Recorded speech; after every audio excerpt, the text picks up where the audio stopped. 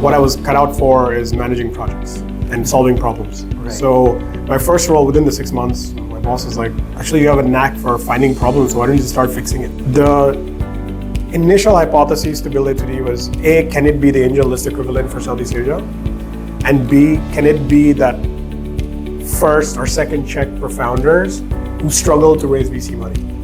Be very okay with failing and be supportive of others who are failing too. I mean, tell someone, hey, you shut down your startup, congrats. Tell me 3 things you learned. What was your your biggest failure that you're most proud of? I encourage every founder to do this. You should pick up a sport or a activity.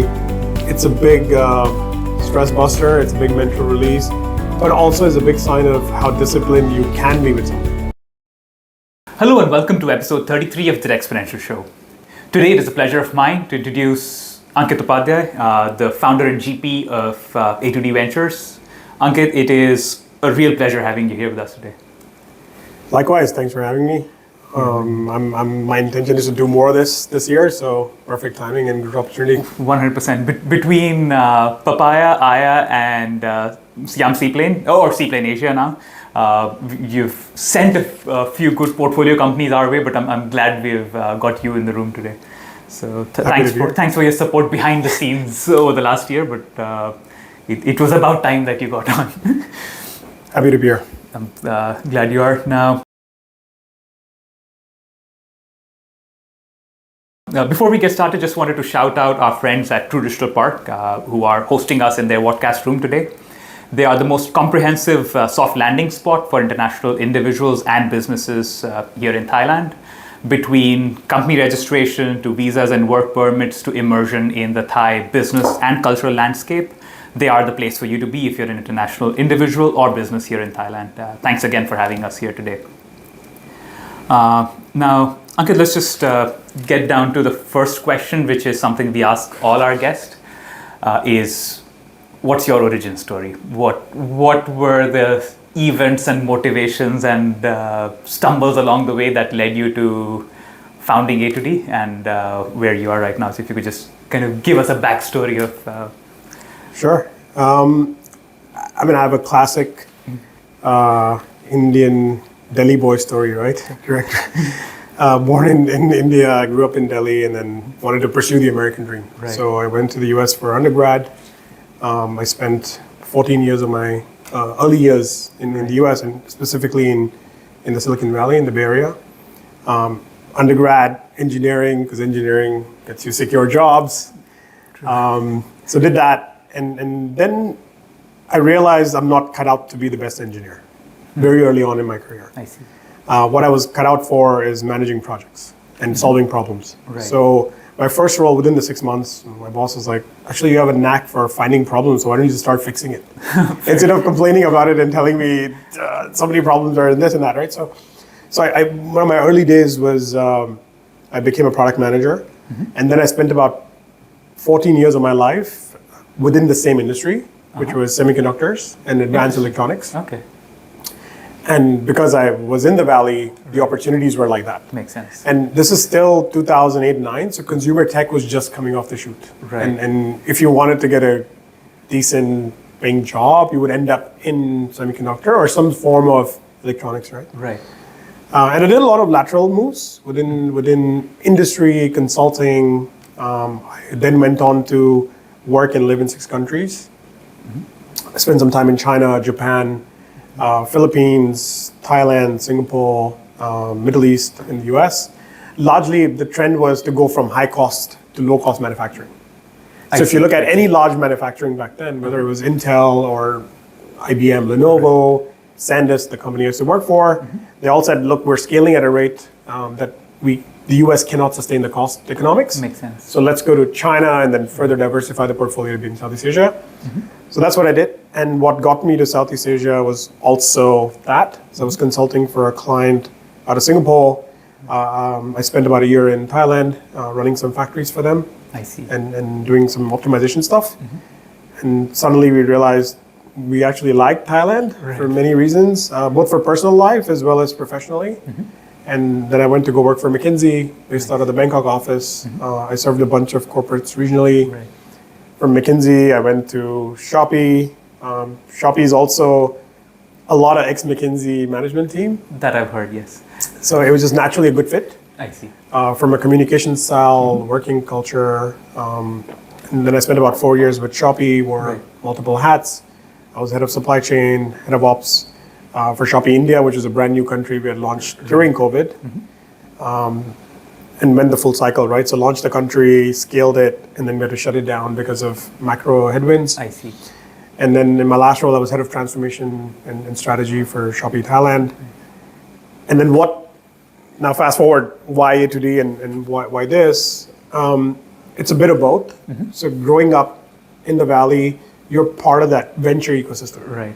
Your cube mate, your friend from college, they're working for startups or they're building a startup. And when they do that, the first way of raising capital was friends and family. I mean, those are the people you know best. Of course. And you trust the most. So it started with like angel investing, with that spirit of saying, I'm going to help a colleague, or he's a smart guy, I think he's going to do something good. That's where the bug started of me starting angel investing, maybe 14 years ago now. I see. And then when I came to Southeast Asia, I built this understanding of consumer tech. When you work for large operations like Shopee, you get to touch many different business types. Right. So with that lens, I said, okay, well, I think Southeast Asia has the right recipe and ingredients to be a large ecosystem. Right. It's still early days compared to US or India. Right. But the recipe is there, the demographics are there. Right. And we do have the pillars that if you're able to scale a business, scale a tech business, like we've seen in the case of Grab and Gojek and Shopee and Lazada, there is a play here. Right. So I'm going to get into this early, both from an investor standpoint, as well as understanding what techs will work here. Like not every technology will work in Southeast Asia. True. There are a lot of challenges, right? It's not a homogeneous market. Right. Regulations are different, language is different, etc. So, and then with that thought, what I'd really missed personally was how do I angel invest? Right. Where do I find the founders? Where do I go for my deal flow? And in the US, I was a big fan of platforms like AngelList, right? Makes you can go on and find these syndicate leads who spend time finding deals, and they bring angels and investors together to put together capital to give to these founders. And there was no AngelList in Southeast Asia.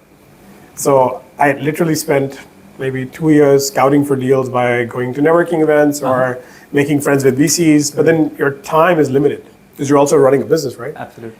And that's where I felt the gap. So the initial hypothesis to build A2D was A, can it be the angel list equivalent for Southeast Asia? And B, can it be that first or second check for founders who struggle to raise VC money? And can we rattle up enough angels and believers in those early founders and do that? So now we've been at it for 2 years. We have made about 20 odd investments throughout Southeast Asia. We are based here in Thailand, and Thailand felt a bit underserved, so we've focused a bit more here. But makes sense. Anyway, that's what got me to A2D, and that's been my journey.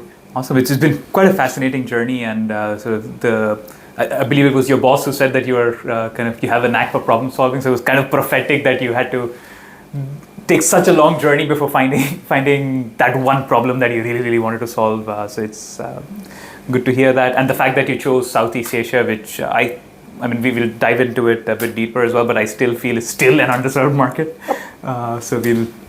But yeah, it's been quite a fascinating journey, and I'm glad you're doing what you're doing, and more importantly, I'm glad you're doing it here.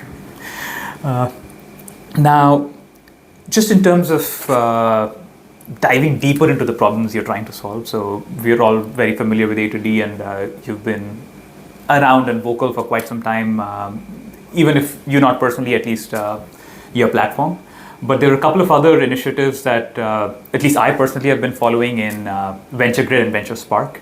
So it's almost, as an outsider looking in, it looks like you're kind of trying to build an entire ecosystem within your umbrella.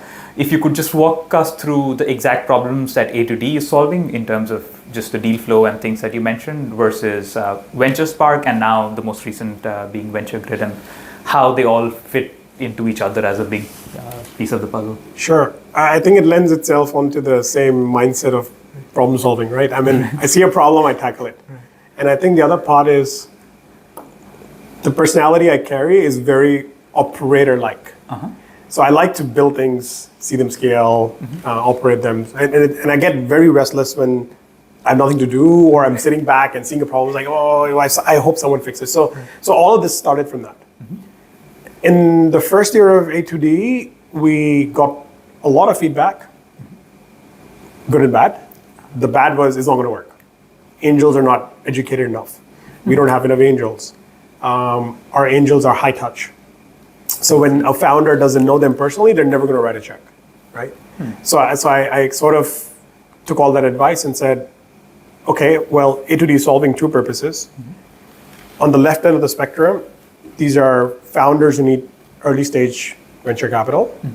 Angels, let's say in developed ecosystems like the US, make up 42 and 42% of all early stage capital. Wow. And when I say early stage, I mean pre-Series A. Wow. Okay. But Southeast Asia, the numbers are less than 8%, right? So someone's got to build a product and productize it enough where angels can get access to deal flow. If they choose to participate, they can, and bring the barrier down. Like how can you make the deal assessment easier? How can you make sure the paperwork is sound, reporting is sound? I just don't wire my money and don't know what's going on. I never hear from it. So we really productize that. And on the other end of the spectrum, it was solving for first-time angels who hear about tech, want to participate, get excited, but don't know where to start. And sometimes it's a function of many things, right? But primarily it's how can I get educated? So we did a lot of content on angel education in general. I see. We attended, I think, in the first year, about 40 regional conferences. We went to every conference and met anyone we could and said, look, this is what we're building, and this is what angel investing looks like, what are the pros and cons. Then we brought the ticket sizes fairly down. I mean, the conception of angels in Thailand and broadly Southeast Asia was like, if you're an angel, you're going to give me $500,000. But that's not the norm anymore. In the US, on angel lists, you could start investing as low as $1,000. So we said, okay, let's bring the barrier down and solve for that. So, you know, the mechanics of setting up an SPV in Singapore, how do we bring the ticket size down? How do we manage the economics of doing that? And then the third one was post-investment, right? I mean, once I've invested, can I get quarterly reports? Can I still access the founder? Can I help the business if I want to? And we went on and really productized that part as well, right? So that was the early days. And it took us time, but slowly we started seeing angels from not just Southeast Asia, but global angels coming onto our platform. Interesting, okay. We have angels today from Middle East, US, Germany, Taiwan, South Korea, India. We're seeing some angels now come in from other parts of Europe.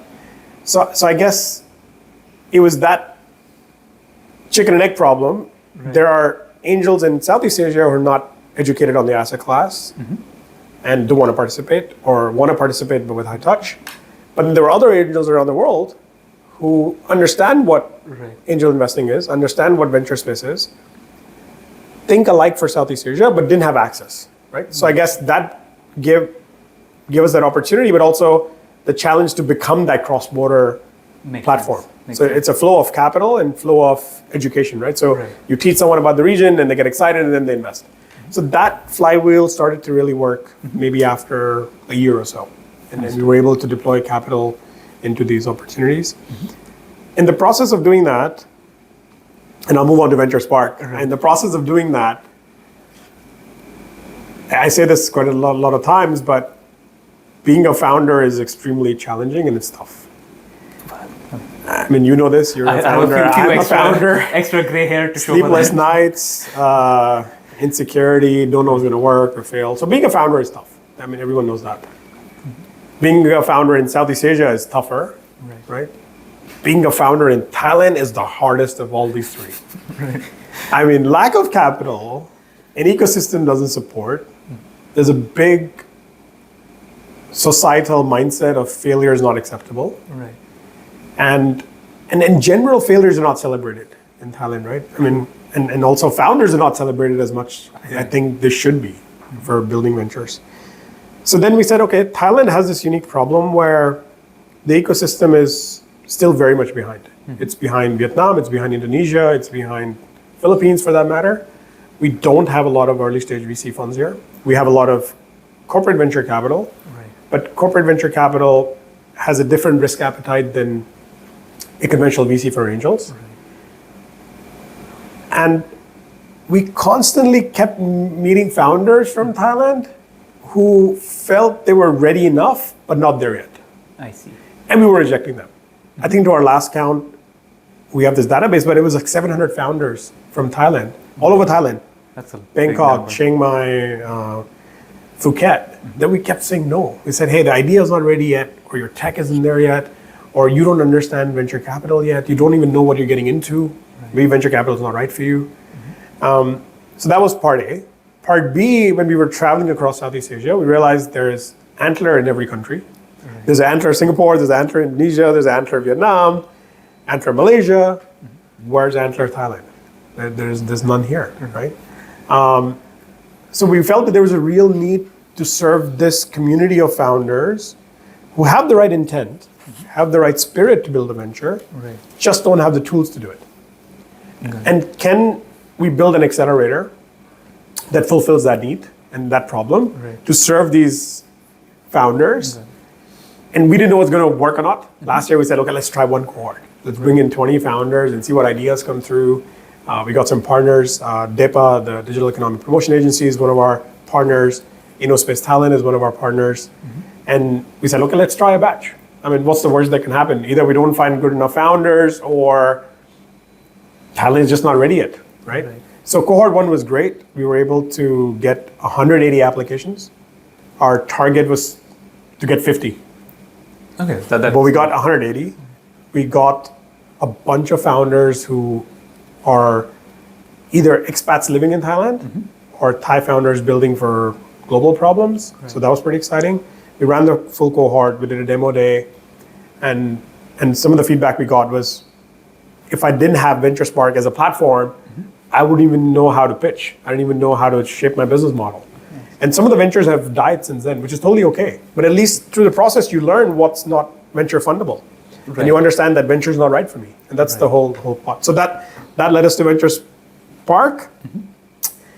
And happy to share, we'll be doing another cohort this year. Officially, we'll announce it at some point, but stay tuned. It's almost in the works, and we are committed to doing cohort 2. We have tons of good feedback and support, and we'll do it again.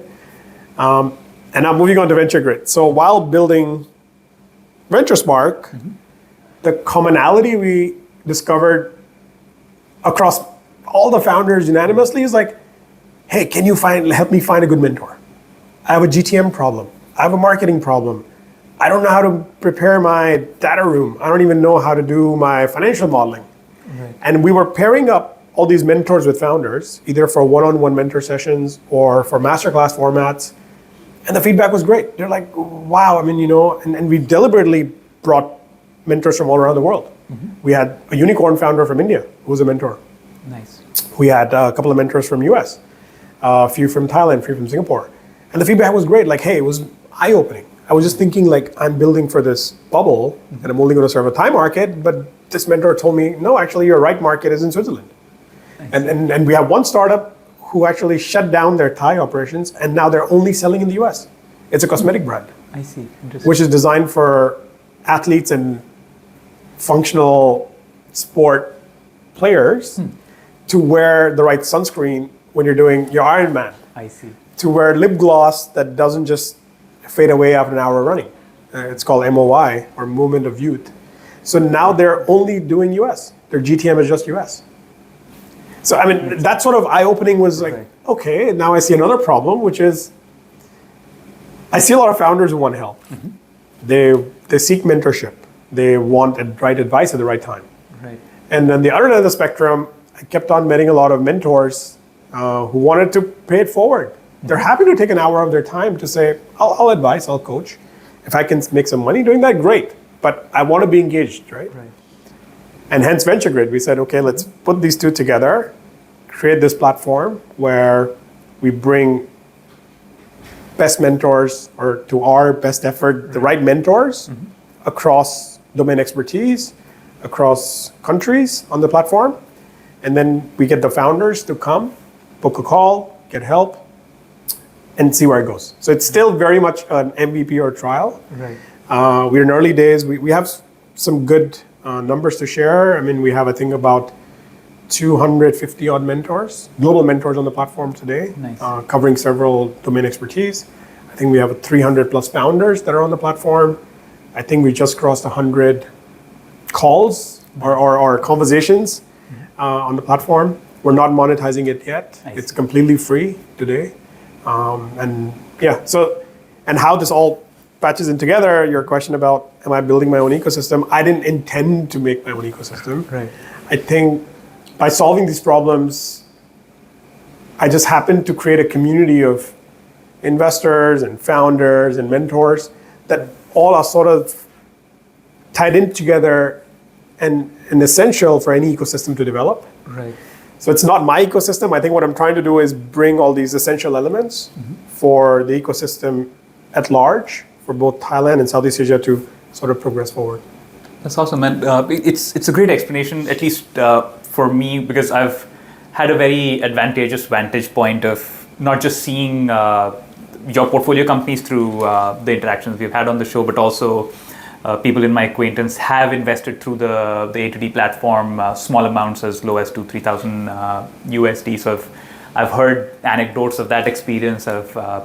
I saw some familiar startups in the VentureSpark cohort 1, and obviously in the announcements that you have about the mentors on VentureGrid, I see a lot of familiar faces and people I've looked up to, people I've had on the show as well. So I've been kind of lucky to observe all of this, but the way you mentioned it, it's kind of vertical integration, if I may. So you had that initial problem of bridging the gap between local and international angels with the Southeast Asian startups, and then also preparing those startups to feed into that machinery, I think, is what you serve very well with VentureSpark and VentureGrid.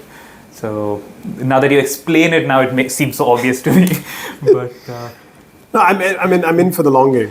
And throughout my career, what I've realized is companies that create large impact are always infrastructure plays. They're always ecosystem development plays. Right.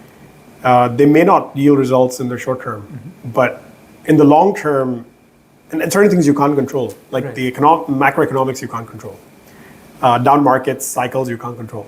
But what you can control is, can I just make sure my infrastructure gets laid out, the foundation is there, and can it scale when the time is ready?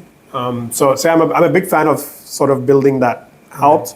In any business, I mean, you look at Grab, you look at Shopee, right? They're not just marketplace e-commerce or ride-hailing. To do everything at this Today, point. they are infrastructures, right? I mean, the amount of people that benefit from getting paid by being a gig worker. 100%. The amount of people that benefit from being a seller on Shopee. And I have tons of stories because I've met these sellers. I mean, they weren't able to afford paying for their kids' basic education or health.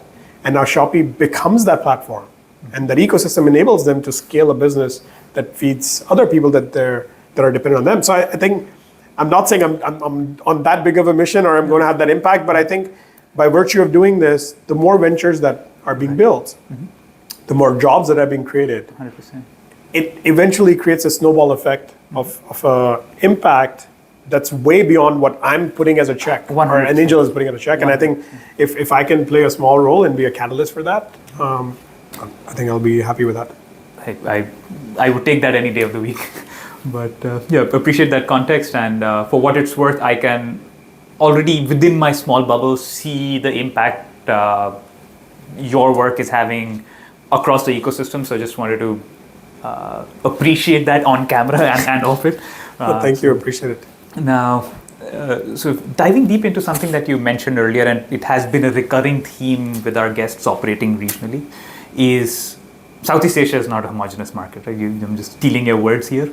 But you happen to operate, obviously with Thailand as your home base, but you've been operating in different places. Singapore obviously being an important hub for at least finance in the startup space, or finance in Southeast Asia in general. So regionally, are there any key macro trends that you're seeing last year or so and looking forward at the rest of 2026? Any macro trends that you see that are either country specific or region specific that you feel would impact the work you are doing or impact the vicinity of the work you are doing? Yeah, I mean, I think the biggest macro trend is Southeast Asia hasn't produced results, right? I mean, fortunately or unfortunately, some founders have committed certain things that they want to build. There's been incidences of fraud, and a couple of markets have gone to that emotion. So the macro sentiment is still not very positive towards Southeast Asia. But I believe this is part of development or the natural cycle of an ecosystem maturing, right? You always go through this transition of a few outliers that make the buzzwords and become unicorns, and then that inspires another wave of founders to do it. When the capital is easy, they go and raise capital and do funny things with it. But then hard times come like now, and this has been proven in many cycles, right? Some of the best companies like Zoom, Uber, came out of a very hard economic downturn, Right. where the most resilient founders with the right unit economics and a sound business model survive. And as soon as the market turns, they're really scaled and caught that wave, right? So on the macro, sentiment is not so positive. I see. But having said that, there are pockets of innovation that continues to happen. Of course, Singapore leads the pack in some of that innovative work. The government is very supportive through their grants and funds, etc. Thailand is stepping up with their grants. There are 3 or 4 grants that are active now. Indonesia is doing its bit. On where the innovation is happening, on topics in particular, I think you cannot not talk about AI. Everything is AI now. If you're not AI enabled, then you're not doing a tech startup, right? So I think AI will still lead the pack. There's plenty of innovation happening. I think Southeast Asia is nowhere near to competing what's happening in the US. I don't think we have proprietary LLMs or large models that we can build here yet. I mean, there might be some outliers in the more medical space, etc. But broadly, that if you look at what Jensen Huang was saying at the large World Economic Forum, is that infrastructure layer is not going to happen here, right? Fair. Then below the infrastructure is the enablement layer, which is your energy, which is how do you power these data centers and etc. I think that's not going to happen here either. Or the chips that drive all this. So semiconductor manufacturing. Your original thing. line of work. So I think that's also in some parts is happening, but it's happening not in the startup scene. It's happening by conventional players who have factories in Thailand or Indonesia or Philippines. But then the most exciting layer is the application layer, right? And if you take an example of the internet era, where most of the money was made and excitement happened was in the application of the internet. Absolutely. Not in creating or enabling the internet, right? So I think the application layer is great, and there's plenty of room for startups to build unique applications that are purpose-built, have some proprietary angle to it, either a proprietary data set or absolute dominance of using the model for the best output. Let's take medical diagnostics for an example. There's a lot of innovation happening there. And there's a lot of innovation happening in drug development. There's a lot of innovation happening in alternative food and supplement space. I see. So how do we go away from how we make milk today? I mean, I don't know if you've met the founders of Moo, but it's one of our portfolio companies, and conventionally there is milk, dairy milk. There is plant-based milk, oat milk, almond milk, cashew milk, etc. But now they're creating non-dairy, non-plant-based milk using biochemistry. Interesting. So they're using biofermentation to take rice, sugar, and mushrooms as an input ingredient to create milk. So there's innovation in that. And with AI, you can just accelerate your design of experiment. You can accelerate how would my chemistry and component mixture look like. I can do a lot of rapid trials, right? So I think AI is going to make a huge impact there. Topic-wise, I think outside of AI, what I'm excited about is what I believe Southeast Asia needs: better healthcare. So we need a lot more health tech, med techs to come out of here. Right. It needs better fintechs, but not in the conventional fintech space, not in the wallet and payment gateway space. I think that's already solved for, but purpose-built fintechs. I see. Lending for gig economy workers. All-in-one financial tools for creative content creators. Right.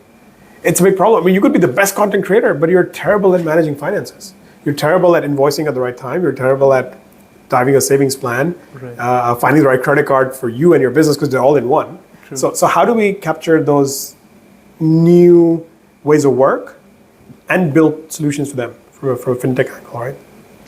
Then there's definitely opportunity in agri-tech. I think most of Southeast Asia is still very agri-led. Right. Or export heavy. So how can we bring innovation there? And then the cost of hardware is coming down. Cost of robotics and automation is coming down. We recently made an investment like this. It's called, the startup is called Roller Robotics out of Singapore. I see. But they are fully autonomous kitchens Interesting. Okay. where you don't need a human being to operate your endpoint food delivery. So how do you replace restaurants? Now, of course, the application is more relevant in Singapore, high labor market. True. But then how do you serve remote areas where you can't have good quality food? True. So I think that stuff is going to be very relevant for Southeast Asia. More automation that is low cost, purpose built, either solving for a non-profit cause or a for-profit, but a different format. I mean, Taobin is a great example, right? 100%. From Thailand, right? So I think that's exciting for me. I think climate and sustainability will continue to be an important theme. And lastly, my personal favorite, which I'm currently very bullish and actively looking at, is health, wellness, longevity. I mean, it was my own transformation that led me to discover most of this stuff, but I think it's a lot more relevant in today's time. And it doesn't just limit itself to physical health, it's also mental health. So how can we create more applications, products that expand human life, help us live well, mentally and physically, and enhance the overall quality of life for just not just individuals but societies. Right? So I think that's sort of the areas outside of AI I'm looking at. Absolutely. I mean, I'm glad that you enlisted so many areas outside of AI because at least the narrative is that AI is now the end all be all of any business. I mean, if you are a bakery, you need to have AI. It's like incredible. But you're right. There's still so many different angles of opportunity in terms of verticals that are unexplored or they're not talked about as much as they should. So I'm glad that you're shedding some light on it, and I make sure to clip it and post it everywhere. But also, I think I want to add one point, right? That the kind of venture capital and the kind of outcomes we are trying to mimic is not the ones you can replicate from the US or India. That is, I think, a very good insight. Right? Because I mean, Southeast Asia is a different market. True. This is a different market. It has different kind of outcomes, a different kind of population set. Right. So, and look at businesses around us, right? I mean, look at beverage companies, look at conventional aesthetic clinics, look at so many other businesses that are extremely profitable, right, have been able to scale, maybe across a couple of markets, but they were never venture backed. But they still created $1 billion plus outcomes. So, am I saying, am I ignoring AI? No. Of course. But if I was in the US, I would believe that, yes, I would put every dollar towards AI because the outcomes for that kind of product will happen there. Makes sense. And also the kind of talent that is available to build companies that are AI first is there, 100%. right? But in Southeast Asia, let's be honest, we don't have the best talent pool of the world. We don't have markets that reward that kind of talent either. Right. I mean, if someone walks to you and say, I'm going to charge you $1 million in annual comp, would you pay? In Southeast Asia, none, right? But in the Valley, it's the norm. Right. If you're a great AI scientist or a data engineer, $1 million in comp is like nothing. You're like LeBron James at this point. Correct, right? I mean, you're probably more sought after than anything. But here, who do we pay? We pay influencers who sell products, who sell actual goods, right? And those goods make money. Again, why I think this cookie cutter format of saying best AI companies and I'm only going to invest in AI or tech, I think doesn't, in my opinion, we have to open our perspective of what will the outcomes look like for Southeast Asia. 100%. And you've seen this in our portfolio. I mean, we've invested in Seaplane Asia. Yeah. Is it a venture backable company in that venture sense? Maybe not. But I think it's going to make sense. I think it's a extremely untapped opportunity where we have a lot of islands and we don't have any seaplane company, right? So I think my approach or my belief is we got to look at these opportunities on their individual merit. 100%. AI or not, does this make sense for Southeast Asia? Does this make sense for the markets I'm operating in?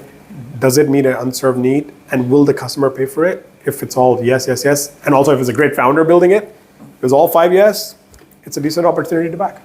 Makes complete sense. And obviously there's something to be said about playing to the strengths of the region as well, right? So there's so many things that Thailand and Southeast Asia are good at that we can capitalize on, even for the local market itself. So I'm glad that you're not just supporting it, but literally putting your money where your mouth is. So I appreciate that context. Now, you've talked about the whole ecosystem earlier between A2D and VentureGrid and VentureSpark. And through that, you've had, obviously, like you mentioned, the education layer of everything that you're doing, not just for angels, but now through the accelerator and through the mentoring program with a lot of founders as well. So are there any top 2 or top 3 pieces of advice you would have for the founders or entrepreneurs listening to this episode today? I know it's a very broad question, but if there's something that comes to mind that, hey, these are things, maybe these are mistakes that I've seen other founders make that you should keep an eye out, or there's opportunities that you feel they should focus on. So any key piece of advice? I think one common theme I see is most founders forget to play their own strengths. And maybe I'll explain that a little bit. A Thai founder compared to a Vietnamese founder, compared to an Indonesian founder are very different in their mindset. How so? Is it like the cultural? I mean, you look at cultural and the historical societal changes that have happened over the last 200 years in these 3 countries is very different. I see. Like Thailand has never been colonized or never been a threat of I'll die if I don't fight. Right. In Vietnam, you don't fight, you die. True. Right? So that sort of mindset then transposes into when you're building a company. Sometimes it's good or bad. I mean, sometimes you just fight too hard.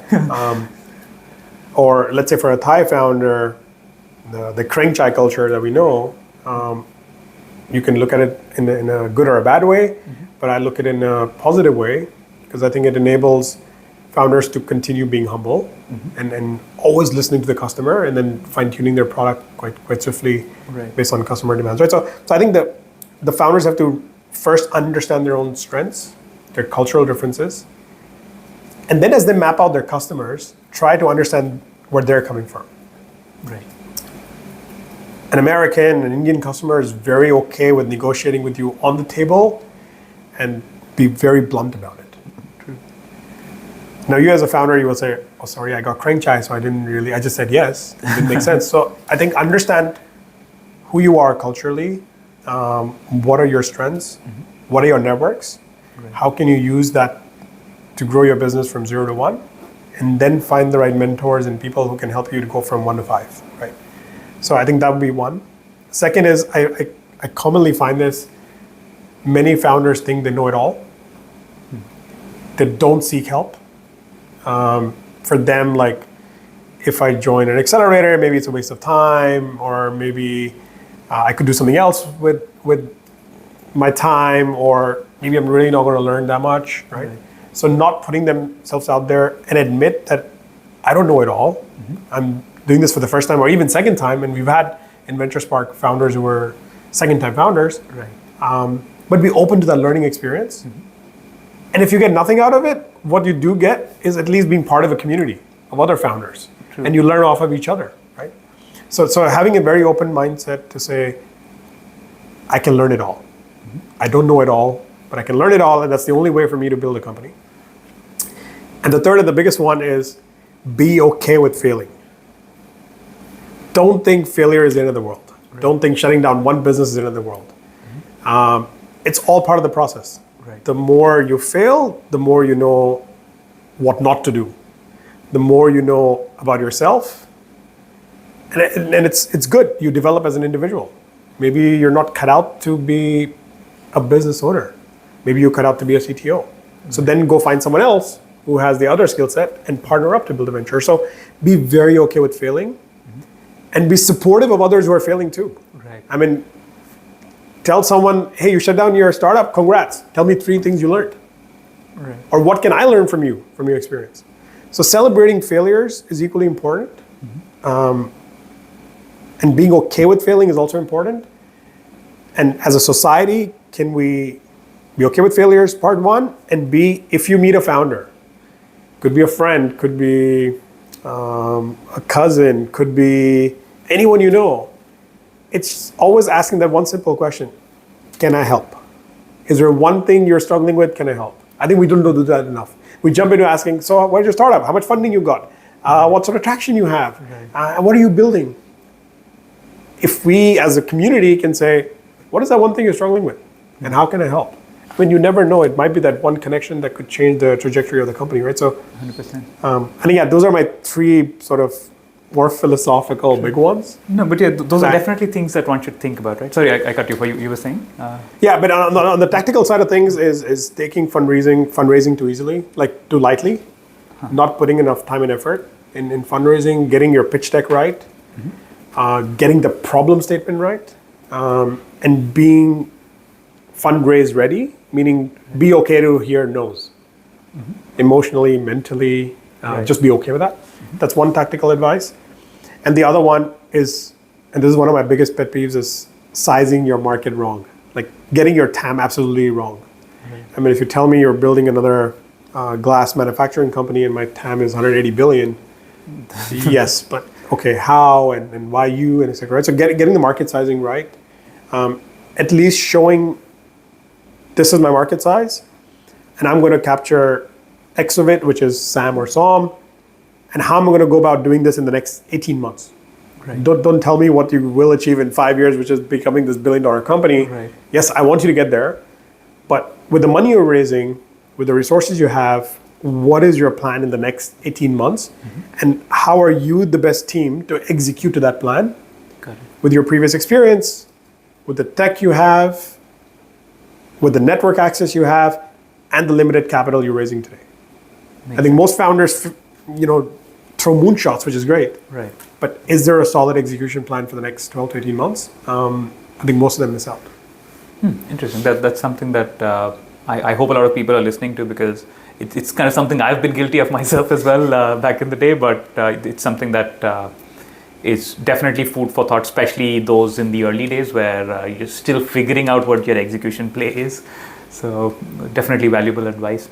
If I may take the liberty to take a bit of a tangent, you mentioned when you were talking about the 3 verticals you're working on, you mentioned something about startups and founders not being celebrated enough in the region, and then in your last answer you mentioned failures not being celebrated enough or talked about enough.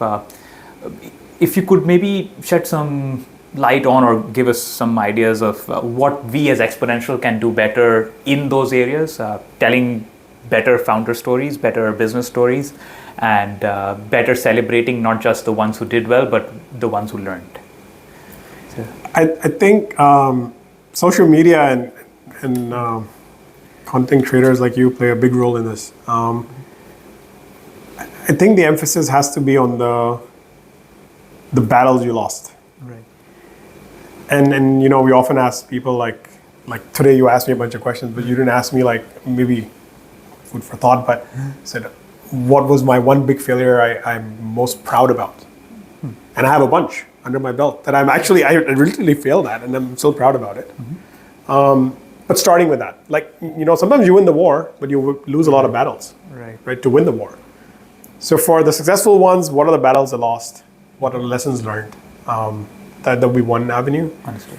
The other one would be a founder, we understand they shut down their business, or maybe it was a co-founder and left and found a job. They tend to shy away from even socializing, right? Right.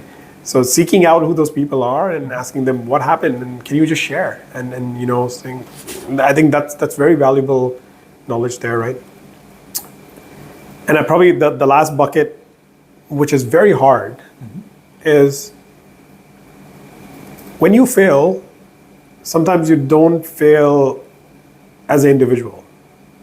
If you have a family, you suffer through that as a family. If you have a team, and if they took pay cuts to do it, you fail with your work family, right? And the founder has to live with this burden.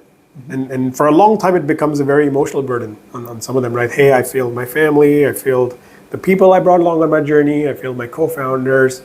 So you know what? I'm just not good at anything anymore, right?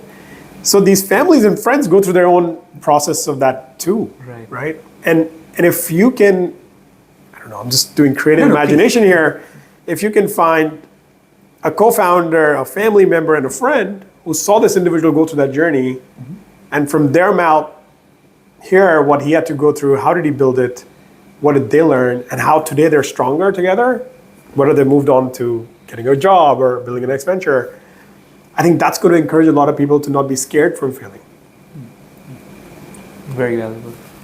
Great. So I'll make sure to action that. And one thing that I want to shout out is the founder at knockknock.com. He did something very brave. He went on.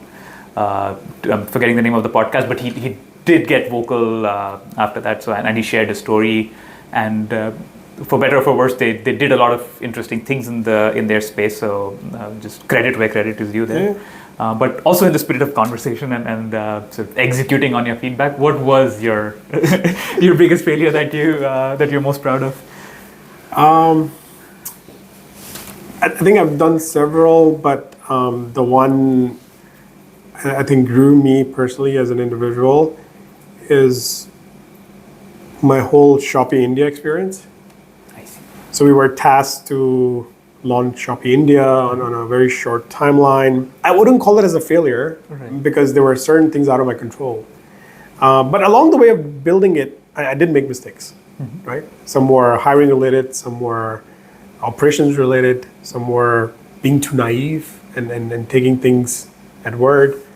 So personally for me, and again, full disclaimer, this does not represent the views of Shopee or its management. It's just personally me. I think that journey humbled me in ways I didn't realize. Because building a new business in a new market is challenging. But building a new business in a market like India is a whole different ball game. And I think I didn't do maybe three things that humbled me, and I think I read that I did not appreciate my colleagues as much, because I was coming from this mindset, right? Like, hey, I left India a long time ago. I worked overseas. I understand how Shopee works. So why don't you guys just replicate and do this for Shopee India, right? So I did not appreciate some of my colleagues who were well calibrated to the India market. I see. I should have listened more. Right? The second one, I underestimated the creativity of the Indian sellers and buyers. Right. And that had some legal consequences. I can imagine.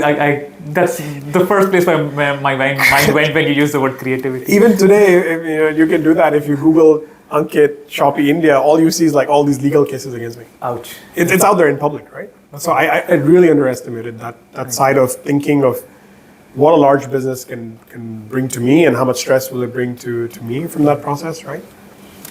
And the third one is when you build a team and then you have to announce like, hey, by the way, it didn't work out, we're going to shut it down.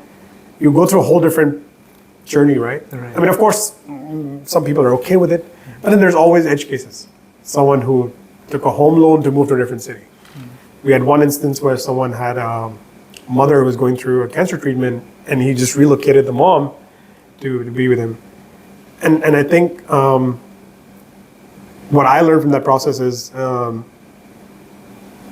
being empathetic at all times is a very valuable trait as a leader. And I should have been more empathetic in those circumstances. But again, the business has to do what it has to do. But again, as an individual, I don't call these failures. I think these are lessons learned that now I carry forward. And whenever I get a chance, I share it with individuals, and I hope people learn from these. No, I'm really grateful that you shared it. I understand that it takes a lot of self-reflection and self-awareness to actually articulate, just think about these things and articulate them the way that you did. So thanks for that response. Now, that brings us to the final question of the day, which is what's next? You've had a fun couple of years already, but we know you're only getting started. So what's the next goal and milestone you're working towards? Maybe you teased obviously the second cohort. So if you could tell us a bit more about that, or any other things that you have up your sleeve that we should know about. Sure, I think yes, cohort 2, we're very excited about that. Continue to enable that as a platform for more Thai founders. I think this year we're also going to try and go a bit deeper into the non-Bangkok ecosystems. I see. So go and have conversations with other universities outside of Bangkok, see what founders are building from a non-metropolitan mindset, which is very different again. I can imagine. The problems are different. I can imagine. The solutions are a lot more creative. Sometimes they make way with a lot less money. So I think we're going to broaden that access there, or deepen our access into those ecosystems. Right. I think as a teaser, we're also trying to experiment with a couple other markets, in the sense that we met founders who felt similarly underserved, either from a venture capital standpoint or an accelerator standpoint. So we will explore 1 or 2 markets this year. Again, non-committal, we're just exploring, but yeah, how can we replicate the model and broaden that? But other than that, on the personal end, like I told you earlier, I will be participating in the HYROX in Bangkok in March, so I'm looking forward to that. I think it's quite. People think it's physical, but for me, it's a lot more mental. And how do you just shift your mindset to train for something and build the endurance mentally to last through it? So I think that I'm looking forward to that. And the last thing, I think we're also actively working with some of the Thai government agencies to potentially build another platform, but not ourselves, in advocating or lobbying some the government, if you may, to think about how ventures and founders and ideas could be incubated better. Interesting. So today it's fairly fragmented. Every university has their own incubator program, Right. or they have this enterprise, like university enterprise, where some of the ideas or IP from professors is collected, and maybe it does become a business or does not, but they fund these, right? Right. So how can you take that and incubate into what could be business ready or have a commercial angle to it? So we are in talks with a few government agencies to see something can be done in a more broad spectrum, Awesome. nationwide, where ideas and IPs that's already been created can then be incubated to be venture ready. That's great. I mean, and the things that you're working on, it kind of is fairly broad in terms of where it lies on the entire startup vertical. So I'm glad that you're working on all of these problems. Obviously, you have a ton on your plate, and I look forward to more formal announcements as you hit those milestones that you just teased. But I also wanted to sort of appreciate the fact that amidst juggling all those balls in there, you're also able to now focus on your health, focus on the endurance event that you're going on in March. So I appreciate that you're doing it, and the fact that you're voicing that as one of the milestones that you're working towards. And that's something that I've been toying with recently as well. So maybe next year we can do it together. No, and I encourage every founder to do this. You should pick up a sport or a activity. It's a big stress buster. It's a big mental release, but also is a big sign of how disciplined you can be with something. 100%. Building a business requires discipline. Building a family requires discipline. Building relationships requires discipline. Fair. And treat yourself like that, a relationship with yourself, a relationship with your body, a relationship with your mind. 100%. And if you're disciplined enough to do something consistently, eventually you'll get results and you'll like it. But it's really, we get bogged down by, how do I take out an hour? I could be working right now, or I could be handling a customer call, or I could be spending time with family. But I think that hour to yourself, and disciplined hour, where you switch off everything and it's just you and your mind and your body, I think it's quite therapeutic. 100%. You still owe me a pickup basketball game, but that's Yes. topic for I remember that. for off camera. But Ankit, just wanted to say thank you for taking the time. I obviously know you're a busy person. I appreciate you sharing your story with us. I've followed your work for quite some time now, since your early days, at least since your early days with A2D. And it's something that I admire. But through this conversation, my biggest takeaway is that I know what you've been up to, but I can see that you're doing it for the right reasons, and I'm really grateful for that as somebody who's a part of that bigger pool. So thanks for your time, thanks for your insights, and hopefully we'll have many more conversations. Yeah, thanks for the opportunity. I mean, this is great. And I think, at least during the last hour, I didn't feel like I'm being interviewed. It was very candid, and I really enjoyed it. And I hope the messages land with the right people at the right time, so they can also go and act upon it. And not just listen to us. That's the goal of why we do what we do, right? Yep. But thanks, Mayank. This is great. My pleasure. Thanks to everybody who tuned in. Thanks, of course, to our friends at True Digital for making all of this happen. We'll see you in the next episode. And if you like the content, make sure to subscribe.